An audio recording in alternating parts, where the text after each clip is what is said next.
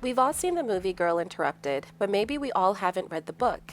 Well, if you didn't know, the main character, Susanna Kaysen, played by Winona Ryder, is actually a real woman and author who wrote about her accounts at her stay at McLean Hospital in the 1960s. Kaysen was admitted in 1967 at age 18 following a one-off visit to a psychiatrist prompted by an episode where she ingested 50 aspirin pills. As we can imagine, Kaysen's accounts of her stay at said hospital left a lasting impression on her life as she later began to write a book about her experiences there. And personally, I can only assume that the many characters we see in the book and in the movie, like Georgiana, Polly, Daisy, and of course Lisa, are all based on real people. However, in an interview with Vanity Fair, it is quoted that Susanna Kaysen wrote Lisa being a fictionized version of a woman she knew at McLean's hospital. So whether Lisa is based on a true woman or a fictionized version of that woman, in today's video, let's dive deeper into the character analysis of Lisa Rowe. Hello world, and welcome to Cinema Nostalgica, where we break down nostalgic hidden gems. Susanna Kaysen was born in 1948 in Cambridge, Massachusetts. She was institutionalized at McLean Hospital in the late 1960s at age 18 after a suicide attempt. Kaysen's literary voice is sharp, introspective, and coolly analytical. She recounts her 18-month stay at McLean Hospital after being diagnosed with borderline personality disorder. Unlike the film version, the book Susanna, the real Susanna, is shown being less emotionally expressive and more reflective, questioning the meaning of her diagnosis and the thin line between mental illness and normality. Kaysen maintains a degree of detachment in her book and is more like a fly in the wall than an active participant like what we have seen in the film. The book is a mashup of circumstances and ideas, and it's not presented in a linear form. Similar to the movie, like as we see with Susanna having a lot of flashbacks or just disassociated with time and timelines and where she's at. The book is very similar like that, as it bounces around from past, present, her thoughts, and her views on other patients. In the book, Lisa just seems to jump out of nowhere. As Kaysen is describing Polly, the burn patient, she's in the facility and everyone could hear someone crying. Who's crying, they ask, but nobody knew. And at lunch, they were still crying, and people were still asking, who is it? It was Lisa who jumps off the page to say, it's Polly. Susanna Kaysen also writes that it was Lisa who said this, because Lisa knows everything. But when asked why, even Lisa didn't know. This moment may seem small at first, but it tells us everything we need to know about Lisa's role in the ecosystem of McLean Hospital. Lisa knew everything. And again, this phrase just isn't about being observant, but it's about Lisa's identity. She has so much power in the ward, and it comes from knowing things before everyone else does, like reading people as a case file, decoding the staff's routines, predicting behaviors. Knowledge has been her weapon. So when Lisa says it's Polly, it's not a signal of just insight, but her authority. She doesn't need to raise her voice, she just knows, and everyone will believe her. But what is more interesting is what happened next when people asked Lisa why. Even Lisa didn't know why, and that shatters the illusion. The all-knowing Lisa is suddenly just as confused as the rest, where the cracks begin to show. Even she can't explain the pain that lives in Polly or in any of them. So really, this moment hints at something even more profound, that Lisa builds her identity around control and information, but when confronted with raw, inexplicable emotions, like a girl crying, she's at a loss. So this is an example of her manipulation. She knows the system, but she doesn't always know why the suffering is happening. So it's in these little moments where Lisa's dominance falters. In the book, there is a chapter called Freedom, and this is when we get more information on Lisa. And again, in the book, she is described as funny, she's skinny because she never ate, she has insomnia, she never slept, and had huge bags under her eyes, as seen by people who normally don't sleep. She had long, dark, dull hair and very long fingernails. Susanna takes a point to describe that she took great care of her fingers by polishing them, shaping them, and buffing them. The staff called her nails sharps. Sharps is a word that was termed like it was a weapon. I don't know if you remember the scene when Susanna Kaysen is trying to shave her legs, a razor would also be considered a sharp. So based on this information, I do believe that Lisa had long nails that she would use as weapons against those who worked in the ward. Another random fact is she smoked cool cigarettes. She also wore a belt that was given to her by her brother. It was a leather belt with native decorations on it, something that one may get from a reservation. One day, the nurses took away the belt in fear of Lisa hanging herself. And Kaysen says, quote, "They didn't understand Lisa would never hang herself." In this line, while it's brief, it's foundational to the understanding of her ego. For Lisa, suicide is not just a rejection of life, but it's a surrender. And Lisa does not surrender to anything, not even pain. Her refusal to harm herself isn't born out of healing or hope, it's rooted in pride. She views suicide as a weakness, something that the other girls would do. But Lisa isn't other girls. She's the exception. Her survival isn't just her will to live, it's a performance of superiority. To die would be to lose, and Lisa, who is extremely ego-driven, insists on winning. Lisa also talked of having a mom and dad who didn't visit her because she was a sociopath. Or at least that's what Lisa said.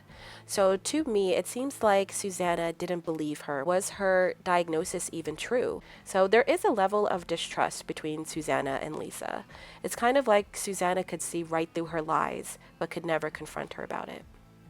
Another interesting fact about Lisa is she didn't watch TV, and she scorned those who did, calling them robots, and she often turned off the TV and dared people to turn it on. With this comes Lisa's superiority complex, and it really reveals itself in the subtle but pointed ways. When it comes to the bullying patients over watching TV, it becomes in Lisa's mind a symbol of conformity and dullness. So to her, the other patients are automatic robots consuming what the world gives them without any resistance. And Lisa distanced herself from this with intentional contempt. She's not a robot, she's not asleep, she is literally above it all, and makes that very clear by bullying people for watching TV, turning it off, and then essentially standing in front of it, daring people to come and confront her or turn it on while she said no. Let's dive into Lisa's quote-unquote escapes from the McLean Hospital. She would often say things like she needs a vacation from this place. Not that I want to leave forever, of course. And Lisa would go on these escapades, and after returning, the patients would ask her, how was it on the outside? And her response would be, quote, "It's a mean world." An excerpt from the book also tells that she was usually glad enough to be back. Lisa would say, "There's nobody to take care of you out there." So we do see a lot of vulnerability when it comes to Lisa in this moment. She doesn't really want freedom. She wants control, and she wants to be taken care of, like a lost puppy almost. And her returns aren't failures at all. I think that she sees them as victories, like it's her choice to come back, where she can have control and reign over people. But what we do see in the film is when another patient enters the ward, and her name is Lisa as well. So now we have Lisa and Lisa Cody, the new patient. So in the memoir, it does say that Lisa was actually very friendly towards Lisa Cody in the beginning, but then Lisa Cody was also diagnosed as being a sociopath, and again, this spewed a ruthless competition between the both of them. So Lisa, the queen, spent her time trying to prove that Lisa Cody was not a sociopath. So during this time, Lisa would put a cigarette out on her arm. There is also a time where Lisa is telling Lisa Cody, "You're not a real sociopath. You're from the suburbs. You've never done drugs. You've never had any life experiences." Lisa explains that she's done speed, black beauties, coke, heroin, and all types of drugs, while Lisa Cody shows some faint marks and says that they're track marks from needles, but in essence they were really just scratches from, let's say, wrestling in a rose bush. So we can see that Lisa is very competitive, very much she's the top dog, no one else can step to her, and if you try to, she will humiliate you or always try to one-up herself. As a sidebar from this, Lisa also likes to threaten to call her lawyer on the nursing staff multiple times, as shown in the memoir, described as being a court-appointed lawyer, being 26 years old, handsome, with almond eyes, and Lisa even told the girls that she fucked him a few times in the lawyer-client conference room at the courthouse. So again, is this true? Is this false? We just do not know. But we do know from Susanna Kaysen's memoir that I don't think Susanna really believes everything that she says. Another insight that we get from the book that is not in the film is in the bare bones chapter, where it says, quote, "If our family stopped paying, we stopped staying, and we were put naked into the world we didn't know how to live in anymore," end quote. So that makes me think, did this actually also apply to Lisa? Is she from a wealthy family? Susanna Kaysen describes the payment of $60 a day. Lisa was described as being an on and off patient going there for years. So I do wonder, was Lisa from a wealthy family? We do know that she maintained relationships with her brother. They probably had a close relationship. She wore his article of clothing, being that belt. But we don't see any visits from Lisa's mom and dad. So we don't really have a backstory too much about that. But it is a backstory nonetheless. Kaysen mentions in her book various episodes that Lisa had, like fighting with the nurses to make the time pass by quicker, or how she was calmer at night, probably because she was exhausted from her manic episodes during the day, and also how she just couldn't sit still and had to jump from one room to the next, or one project to the next. And to this, I would say her energy is kinetic. She's never settled, either physically or mentally. It's like she's always trying to outrun something, whether that may be boredom, numbness, maybe even herself. Her restlessness isn't about perhaps having ADHD, but it's something deeper. Maybe it's even existential. Stillness normally forces reflection. And Lisa, she is not trying to reflect. She doesn't just challenge authority, she craves the friction. Arguing with nurses, creating chaos, or testing limits gives her a sense of agency. And in a world that has stripped so many girls of control, like in the hospital, Lisa manufactures her own way through resistance.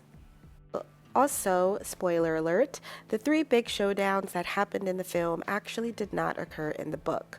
First off, Susanna and Lisa weren't close or partners in crime as shown in the movie.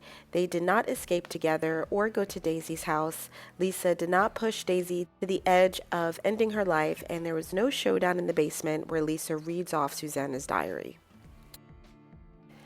Speaking of Daisy, Lisa isn't just all over and intimidating and being super hurtful to Daisy as it is seen in the film.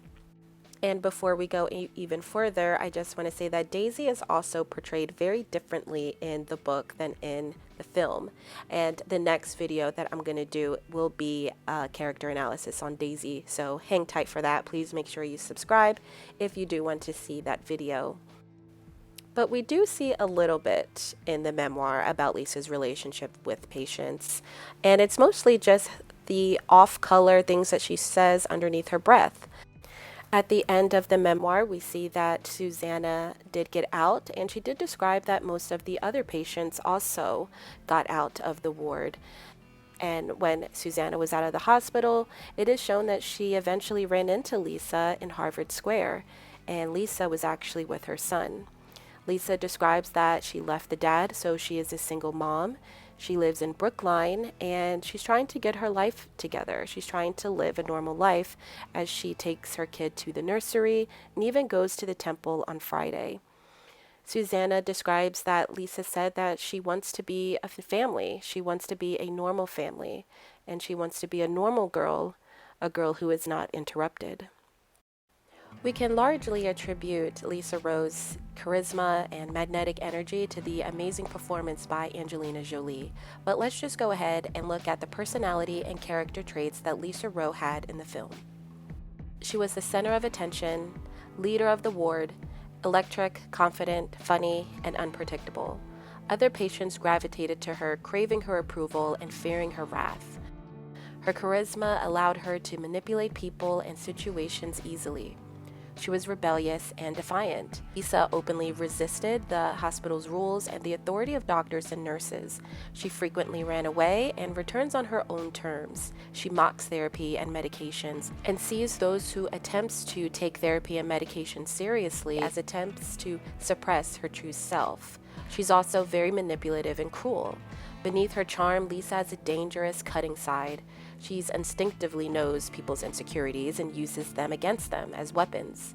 This is most painfully evident as she cruelly attacks Daisy and pushes her to her tragic end.